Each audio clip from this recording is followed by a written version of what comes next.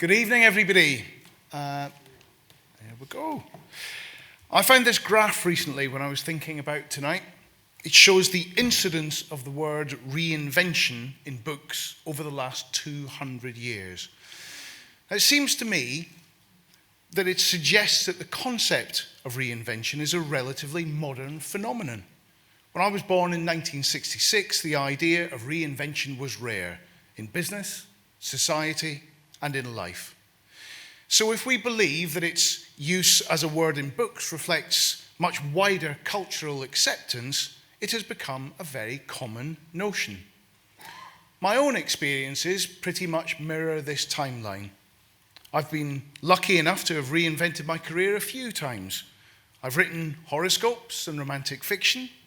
I've interviewed pop stars, run a radio station, edited several magazines, lived and worked in New York, raised millions of pounds of investment, launched a business that employed 200 people from scratch, sold it, been a regular fixture on an iconic TV show, and now I'm lucky enough to run a newspaper.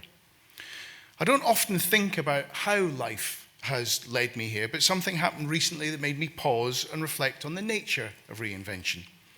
Last week, I was added to a Facebook Messenger group of old school friends who are organising a reunion 35 years on from when we all left school in Glenrothes, a medium-sized town in Fife on the east coast of Scotland. All my old friends were on the group: Dundee, Beetle, Sutty, Nobby, Chink, and all the girls I used to fancy too, making jokes about teachers that I'd long forgotten. It was a deep and very pleasant dive into my past. Now, I absolutely loved school, but the summer we all left, I moved away and started work, and it's no exaggeration to say that I never went back. And with one exception, I never saw any of my classmates again. And up until last week, I suppose I thought everyone had done the same.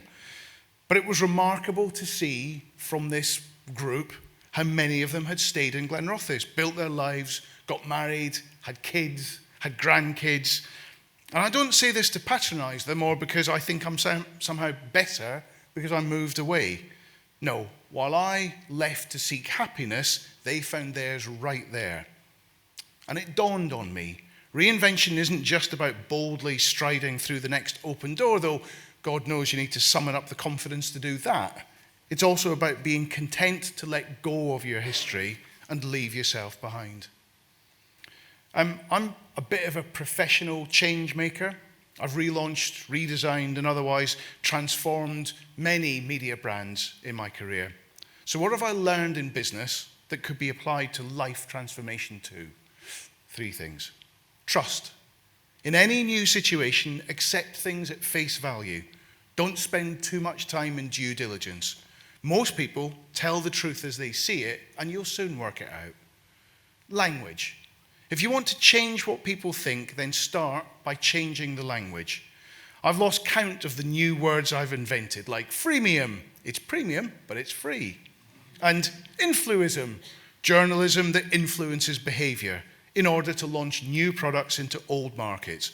Redefine the world on your own terms and you'll reinvent it quicker. And enthusiasm, embrace the uncertainty. Take things a bit too far, be a bit too quick. The world was not built by pessimists, so be optimistic. Do it all with a big smile. And talking of smiles with my last 6 seconds, it would be heartwarming, wouldn't it, to round off this story by telling you that I've booked a flight to go to the Glenrothes High School reunion.